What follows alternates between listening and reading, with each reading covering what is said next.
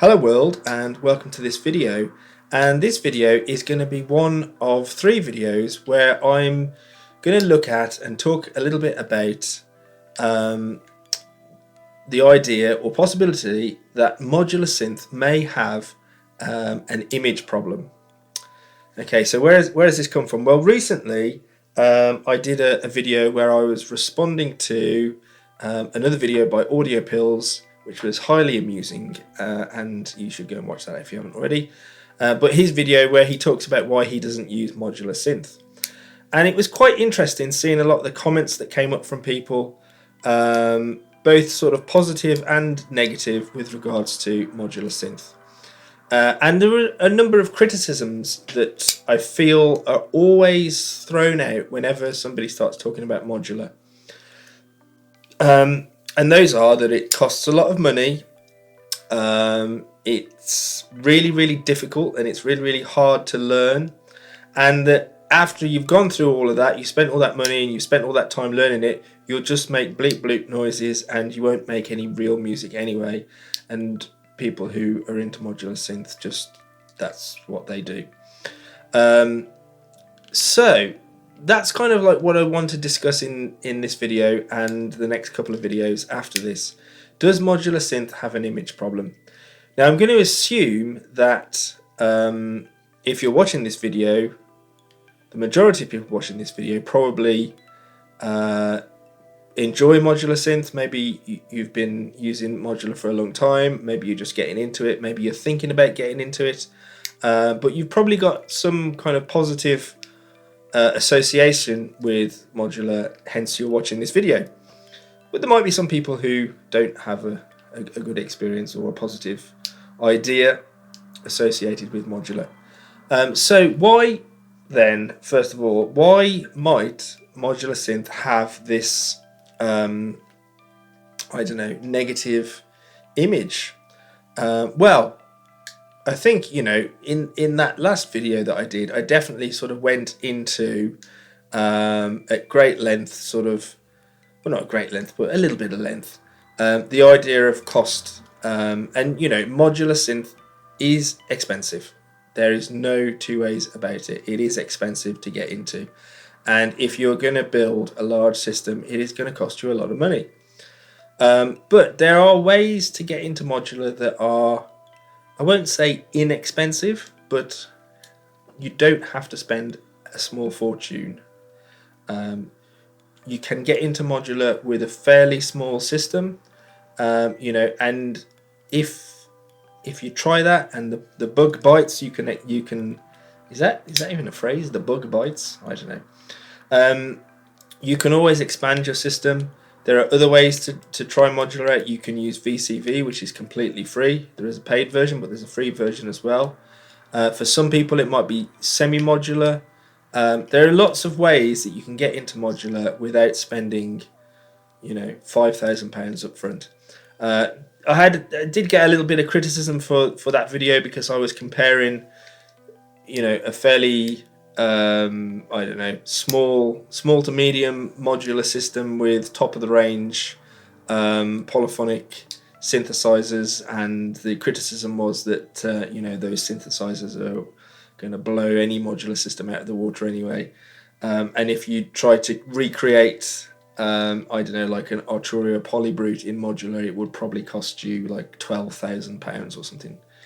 And maybe it would, but why would you want to create a Polybrute with modular? You could just go out and buy a Polybrute. And I think that is, you know, maybe the point that I was trying to make there is that it doesn't really matter whether you're into modular or traditional.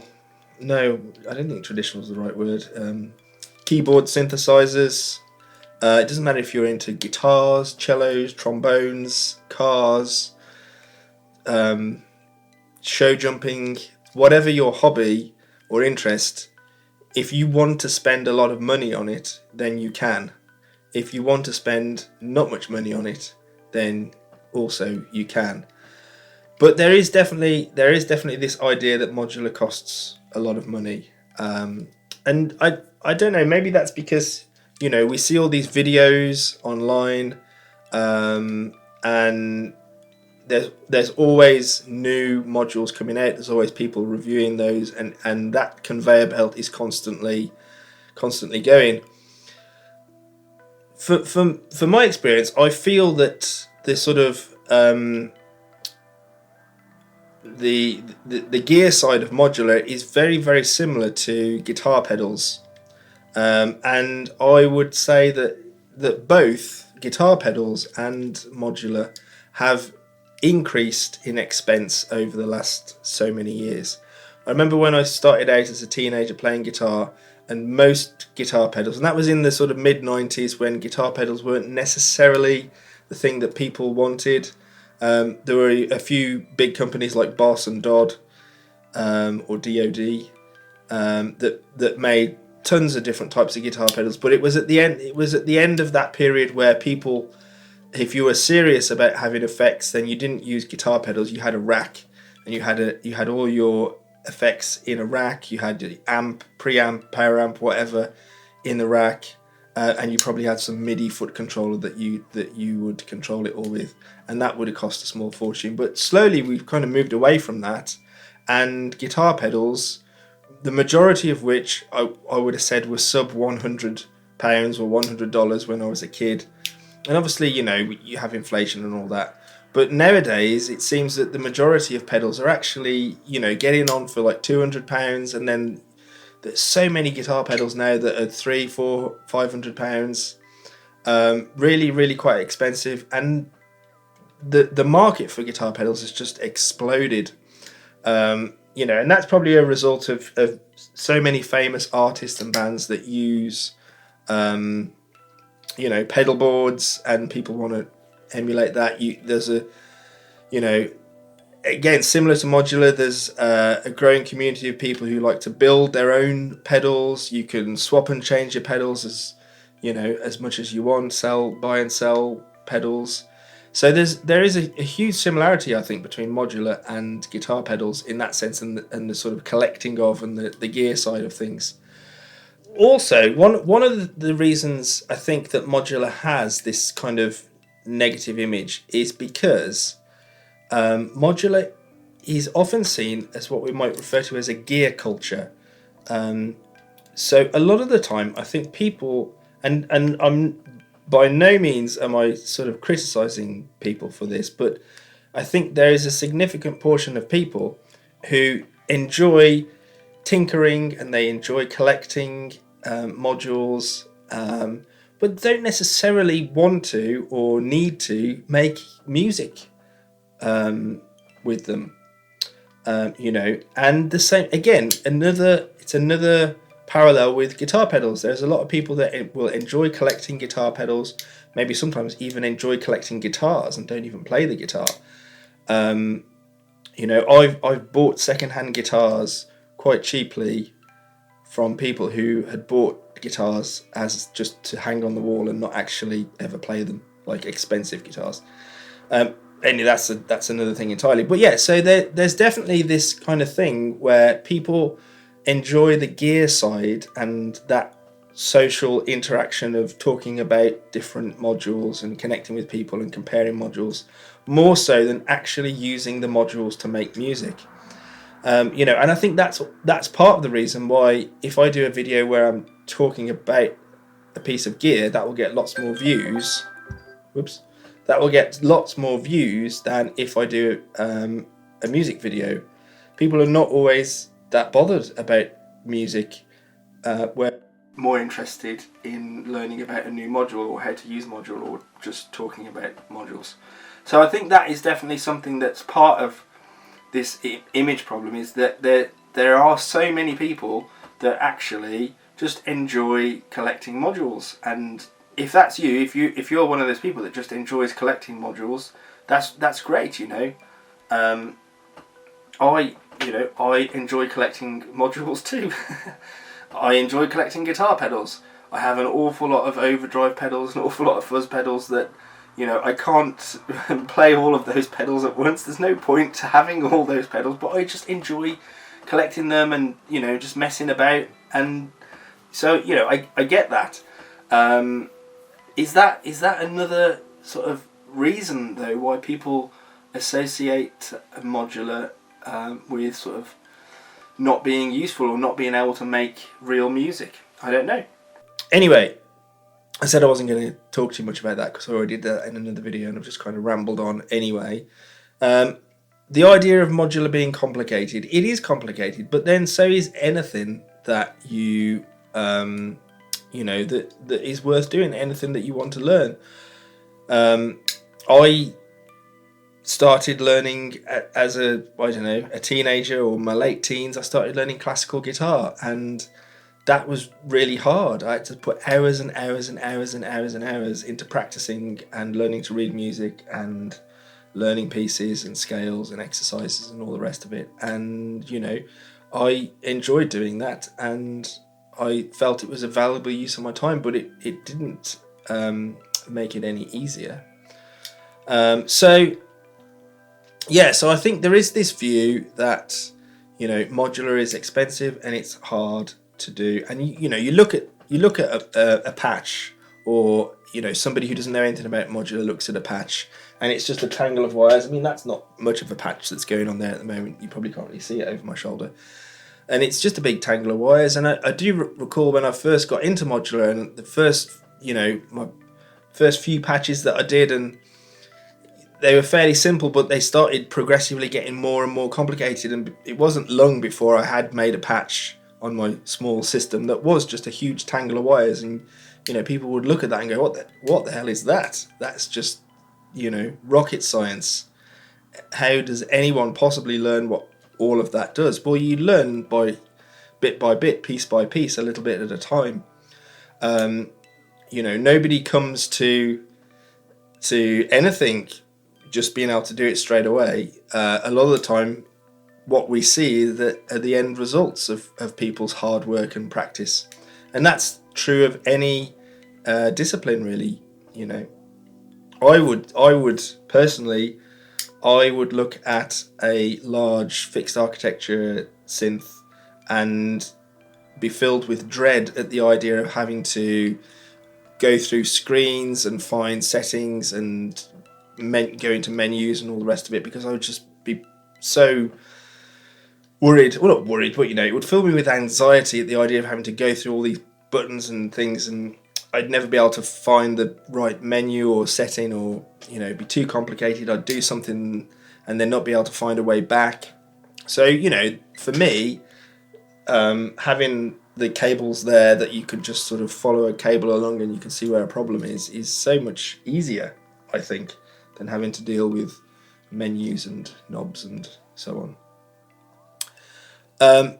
So I guess the final thing then as to why modular has a bad image. Does it have a bad image? Why modular might have an image problem is the bleep bloop thing, which it is famed for. And that's probably a hangover from other types of music, electro music, electronic music, electroacoustic music, experimental music, that is very difficult for people who have not listened to or studied music to access. And that is the problem, really. It takes a certain amount of time and effort of listening to music, listening to different types of music, before you can really sort of access it and understand what's going on and appreciate it and enjoy it. And that is the case for all kinds of music. Probably a criticism of jazz made by people who don't like jazz or don't want to like jazz is that it's all wrong notes and mistakes. But nobody who plays jazz or even understands jazz a little bit would ever want to run with that description of what jazz is. It takes time to appreciate, and it takes time to to listen to it and understand what's going on.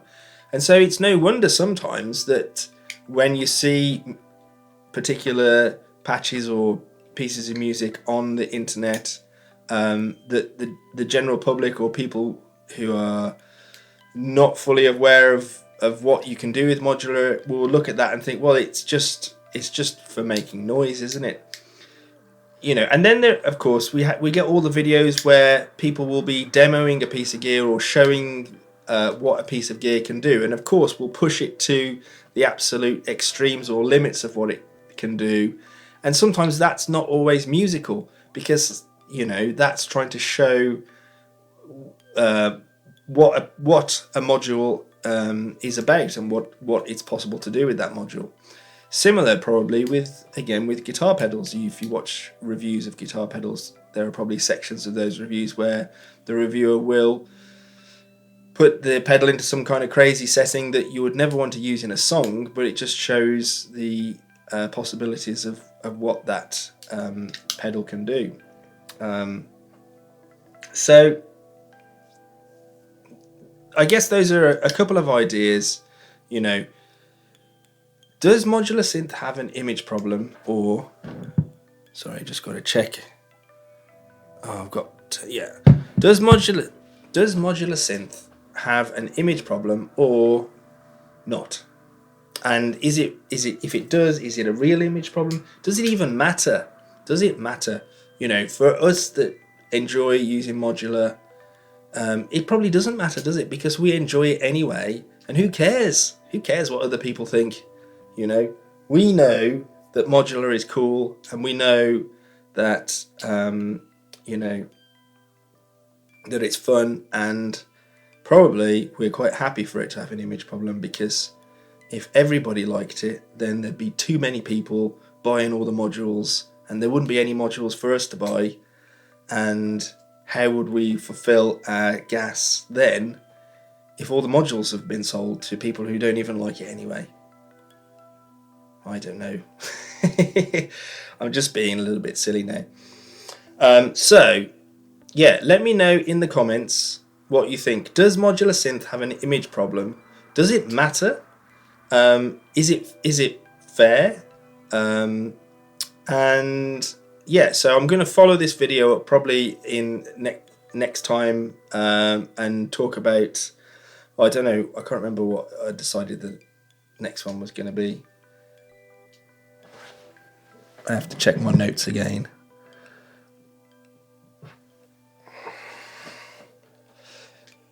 Yeah, so I'm probably going to follow this one up in a couple of weeks' time. Let me just check. Or next week. Yeah, so I'm probably going to follow this video up next week with another video, maybe sort of how to overcome some of those, I don't know, misconceptions, you might say, that people have about modular. So if you found this video interesting, then please leave a comment and watch out for the follow-up video, which is coming next week. Thank you, and I will see you next time. Bye-bye.